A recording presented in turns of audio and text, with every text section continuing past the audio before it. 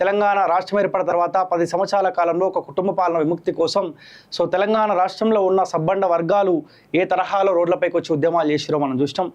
అందరికీ తెలుసు, మంచో చెడో మార్పు వచ్చిన తర్వాత కూడా తెలంగాణ సమాజం రోడ్ల మీదకి రావాల్సిన పరిస్థితి కనిపిస్తూ ఉంది, ఉద్యమాలు చేయాల్సిన పరిస్థితి కనిపిస్తూ ఉంది. తెలంగాణ రాష్ట్రానికే, తెలంగాణ ప్రజలకే ఉద్యమాలు అలవాటు. దాంట్లో ఎటువంటి సందేహం కూడా లేదు. ఈ మధ్యకాలంలో మనం చూస్తూ ఉన్నాం, బీసీ నినాదం కనిపిస్తూ ఉంది. గత కొన్ని సంవత్సరాలుగా, ముఖ్యంగా రాష్ట్రం ఏర్పడక ముందుకు బీసీలు ఏ తరహాలో అయితే అన్యాయానికి గురయ్యారో, ముఖ్యంగా రాజకీయాల్లో 10 సంవత్సరాల కాలంలో తెలంగాణ రాష్ట్రంలో కూడా ఒకే వర్గం, కేసీఆర్ కుటుంబానికి సంబంధించిన ఆ వర్గమే, ఆ వెలమ కుటుంబమే తెలంగాణ రాష్ట్రాన్ని మొత్తం పరిపాలించింది. అధికారం ఉన్నా, పదవులున్నా లేకపోయినా కానీ ఆ వర్గమే తెలంగాణ రాష్ట్ర ప్రజల రక్తాన్ని ఏ తరహాలో దాగిందో మనందరం చూస్తాం. ఇప్పుడున్న పరిస్థితిలో కాంగ్రెస్ పార్టీ అధికారంలోకి వచ్చిన తర్వాత కూడా వెలమ రాజ్యం పోయింది, రెడ్డి రాజ్యాన్ని విస్తరించే ప్రయత్నం కాంగ్రెస్ పార్టీ చేస్తూ ఉందనే ప్రచారం బలంగా జరుగుతూ ఉంది.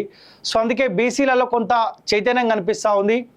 మనకు కూడా రాజ్యాధికారం కావాలి, మెజార్టీ బీసీలు ఉన్నారు, ఒక బీసీ ముఖ్యమంత్రి లేకపోతే బీసీ సంబంధించిన నాయకుడు ఒక మంచి పొజిషన్లో ఉంటే మన బీసీలను కూడా రాజకీయంగా ముందుకు తీసుకెళ్లే అవకాశం ఉంటుందని చెప్పి బీసీలు గత కొన్ని రోజులుగా చైతన్యం అవుతూ ఉన్నారు. ఈ చైతన్యం మనం అసెంబ్లీ ఎలక్షన్లో కూడా చూస్తాం. కాకపోతే ఆ పున్న పరిస్థితిలో బీసీల ఓట్లు చేయడం వల్ల అల్టిమేట్గా కేసీఆర్కు మేలు జరిగే అవకాశం ఉంటుందని చెప్పి కొంత బీసీలో కాస్త ప్రశాంతత కనిపించింది. ఆ తర్వాత మార్పులో రాష్ట్రం కోసం ఏ తరహాలు అయితే అందరూ ఒకే తాటిపైకి వచ్చారో, మొన్న మార్పు కోసం కూడా కేసీఆర్ పోవాలంటే ఆనాడు ఆప్షన్ కాంగ్రెస్ పార్టీ కనిపించింది కాబట్టి కూడా అన్ని వర్గాలు కాంగ్రెస్ పార్టీ వైపు చూసారు.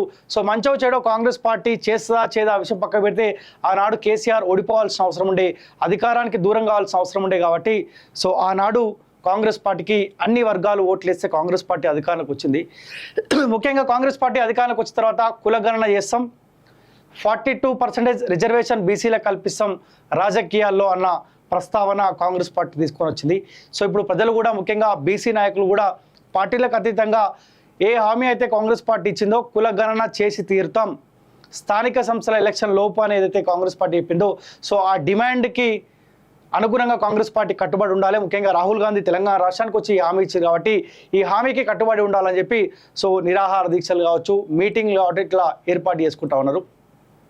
నిన్న కూడా బీసీ నేత రాజారాం యాదవ్ ఎవరైతే తెలంగాణ బిడ్డ, ఉద్యమ బిడ్డ ఉన్నాడో ఆయన ఆధ్వర్యంలో బీసీ సత్యాగ్రహ దీక్ష పేరుతోటి ఇందిరా పార్క్ దగ్గర ఒక దీక్ష ఏర్పాటు చేసుకుని ఒక్కరోజు దీక్ష.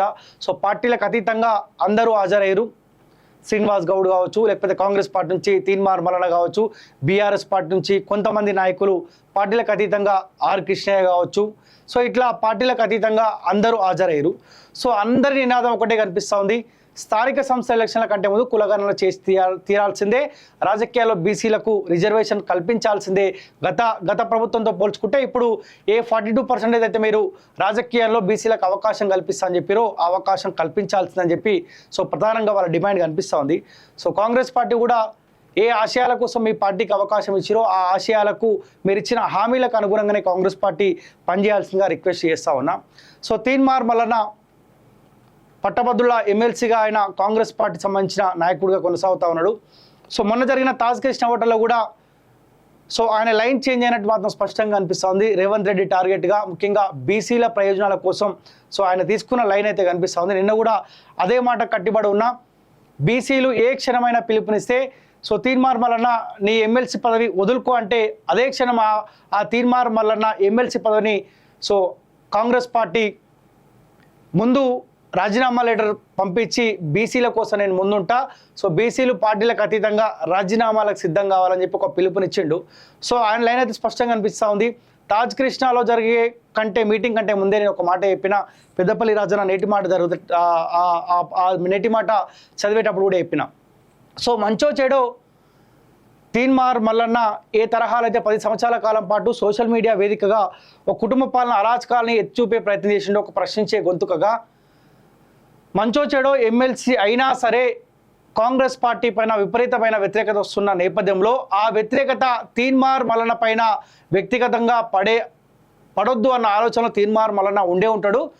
ఆయన బీసీ నినాదమా లేకపోతే ఇంకో నినాదమా, కొత్త నినాదం తెరపై తీసుకొని వచ్చే అవకాశం ఉంటుంది అని చెప్పిన ఆయన జరిగిన నేను మాట్లాడిన 1 వీక్ తర్వాత తాజ్ కృష్ణలో అయితే జరిగిందో ఆనాడు కూడా చెప్పిండు రేవంత్ రెడ్డి ముఖ్యమా బీసీలు ముఖ్యమా అంటే నాకు బీసీలే ముఖ్యమని చెప్తా ఉన్నా. సో మీరు ఎప్పుడు పిలుపునిచ్చినా నేను రాజీనామా లెటర్ ఆడ పడేసి వస్తా అని చెప్పిండు. సో ఆ లైన్ అయితే కనిపిస్తూ ఉంది. మంచో చెడో అధికారం కోసం తీర్మార్ మల్లన్న కాంగ్రెస్ పార్టీకి ఏ తరహాలైతే అవసరం పడ్డాడో సో అదే కాంగ్రెస్ పార్టీని మళ్ళా ఇంకా గ్రాఫ్ తగ్గించాలంటే తీర్మార్ మల్లన్నతోటే అయితే అన్న క్లారిటీలో కొంత సమాజం నమ్ముతా ఉంది. సో అందుకే ఆయన కూడా బీసీ మీటింగ్లలో ముఖ్యంగా సో ఆయన కూడా ఇన్విటేషన్ ఇస్తూ ఉన్నారు. సో ఆయన్ని కాస్త సో ఈ లైన్ రాజీనామా కావచ్చు లేకపోతే అధికార పార్టీలో ఉండి ఈ లైన్లో మాట్లాడితే ఇంకా బీసీలు చైతన్యం అయ్యే అవకాశం ఉంటుంది కాబట్టి సో ఆయనకు కూడా ఎక్కువ స్థాయిలో అవకాశం ఇచ్చినట్టు కనిపిస్తుంది. సో ఏదేమైనప్పటికీ తీర్మార్ మల్లన్న బీసీల కోసం ఏ లైన్ అయితే తీసుకుంటో ఆ లైన్ని అందరూ స్వాగతించాల్సిందే. ఎందుకంటే ఒక అధికార పార్టీలో ఉండి ఇంకా 4 సంవత్సరాల పైచిలకు వాళ్ళకి అధికారం ఉన్నప్పటికీ కూడా ఆ పార్టీ పైన తిరుగుబాటు చేస్తూనే సో సందర్భాన్ని తగ్గట్టు సో ప్రజలకు మేలు జరగాలి, నా పదవి కంటే ఎక్కువ సో ప్రజల భవిష్యత్తే ప్రజల మేలే నాకు ఇంపార్టెంట్ అన్న లైన్లో అధికార పార్టీలో ఉండి మాట్లాడుతుంది కాబట్టి సో మంచో చెడో తీర్మార్ మల్లన్న తీసుకునే నిర్ణయాలని మనం స్వాగతించాల్సిన అవసరం ఉంది. బీసీలు చైతన్యం కావాలి. ఏదో ఒకరోజు మీటింగ్ పెట్టుకుంటాం, నిరాహార దీక్ష చేసుకుంటాం, లేకపోతే ఇంకో దీక్ష చేసుకుంటాం అంటే ఈ దీక్షల వల్ల మనకు వచ్చేది ఏం లేదు. మనం చైతన్యం కావాలి. రాజకీయంలో అల్టిమేట్గా మన బీసీ ఉంటే మన బీసీల బతుకులు బాగుపడే అవకాశం ఉంటుంది. రెడ్డి అయినట్లయితే నేను అధికారంలో ఉంటే నా రెడ్డిల బతుకులు బాగుపడతాయి, బీసీలు ఎప్పుడు నా కిందనే ఉంటారని ఆలోచిస్తూ ఉన్నారో ఇతర కులం కూడా. కానీ బీసీలు కూడా ఆలోచించాలి, అరే నా కులపోడు రాజకీయ నాయకుడిగా ఒక మంచి పొజిషన్లో ఉంటే నా బీసీలు కూడా చైతన్యం అయ్యే అవకాశం ఉంటుంది, రాజకీయంగా ముందుకు వచ్చే అవకాశం ఉంటుందన్న ఆలోచనలో బీసీలు చైతన్యం కావాలి. దయచేసి ఈ నిరాహార దీక్షల వల్ల ఇంకోటి వల్ల అయ్యేది అవకాశమే ఉండదు. రాబోయే స్థానిక సంస్థల ఎజెండాగా స్థానిక సంస్థల టార్గెట్గా దయచేసి బీసీలు చైతన్యం కావాల్సిన అవసరం ఉంది. సో రిక్వెస్ట్ చేస్తా ఉన్నా ఇప్పటికైనా చైతన్యం కావాల్సిన అవసరం ఉంది. ఇప్పటికే బీసీలకు అన్యాయం జరిగింది. ఎక్కడ దరిద్రం ఏంటంటే మన దాంట్లో ఒక బీసీ నాయకుడు ఎదుగుతున్నామంటే అదే బీసీ నాయకుడు కాలువాటి గుంజుతూ ఉంటాడు. సో ఆ ఇబ్బంది వల్లనే బీసీలు ఇంకా రాజకీయంగా ముందుకు రాలేకపోతా ఉన్నారు. సో ఒకసారి నిన్న తీర్మార్ వలన ఏం మాట్లాడినా ఒకసారి చూసే ప్రయత్నిద్దాం. ఒక 2 minutes. అందరూ రావడం ఇది బీసీలో వచ్చినటువంటి చైతన్యానికి ఒక ప్రతిరూపంగా కనిపిస్తా ఉంది. సోదరులారా, ఇప్పుడే చాలా మంది మిత్రులుగా మాట్లాడినారు. అయితే సత్యాగ్రహ దీక్ష, తర్వాత నిరాహార దీక్ష, ఆమరణ నిరాహార దీక్ష, ఇవి బీసీలకు తమ రాజ్యాధికారాన్ని సాధించుకోవడానికి వాడుతున్నటువంటి ఒక కార్యక్రమం. ఏమైతుంది మరి?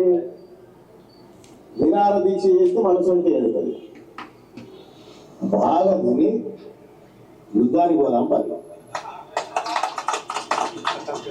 ఎందుకు చెప్తున్న ఈ మాట అంటే అవతల తినుండి మనం బలహీనంగా పోతే యుద్ధంలో దించి వెళ్ళిపోతాం. మంచిగా బలమైన సైనికుల లెక్క తయారై యుద్ధానికి పోతే ఈ యుద్ధంలో గెలుస్తుంది. వాస్తవానికి నేను కూడా చాలాసార్లు అనుకునేది, ఏంది బీసీల దీక్షలేంది, ఇవి ఎందుకు రాదు, ఈ పబ్లిక్ ఎందుకు మేల్కొన్నారు అనుకున్నా. కానీ ఈసారి వచ్చిన మార్పు, ఈసారి బీసీలో వచ్చినటువంటి చైతన్యం, ఈసారి బీసీలో వచ్చినటువంటి కదలిక ఏదైతే ఉందో అది నేను 100% నమ్ముతా ఉన్నా. మన గ్రామాలలో, మన నరేంద్ర అన్న కూడా గ్రామాలలో అగ్గి పుట్టిద్దాం, యుద్ధం చేద్దాం అంటున్నారు. ఎందుకో ఏమో తెలంగాణ రాష్ట్రానికి, ఈ ప్రాంతానికి ప్రతి 10 ఏళ్లకు ఉద్యోగం పుట్టిస్తుంది ఈ గడ్డ. ప్రతి 10 ఏళ్లకు ఉద్యోగం పుట్టిస్తాం. తెలంగాణలో మిగిలిన ఉద్యమాలు అయితే ఇది ఒకటి, బీచ్ ఒక్కటే మిగిలినట్టు అన్నీ అయిపోయింది. దేశంలోనే అన్నీ అయిపోయింది. కాబట్టి బీసీల ఉద్యమం మరొక గొప్ప ఉద్యమంగా మారిపోతా ఉంటుంది. నేను నమ్ముతా ఉన్నా, ఇక్కడ వివిధ పార్టీలకు సంబంధించిన నాయకులు ఉండవచ్చు కాక,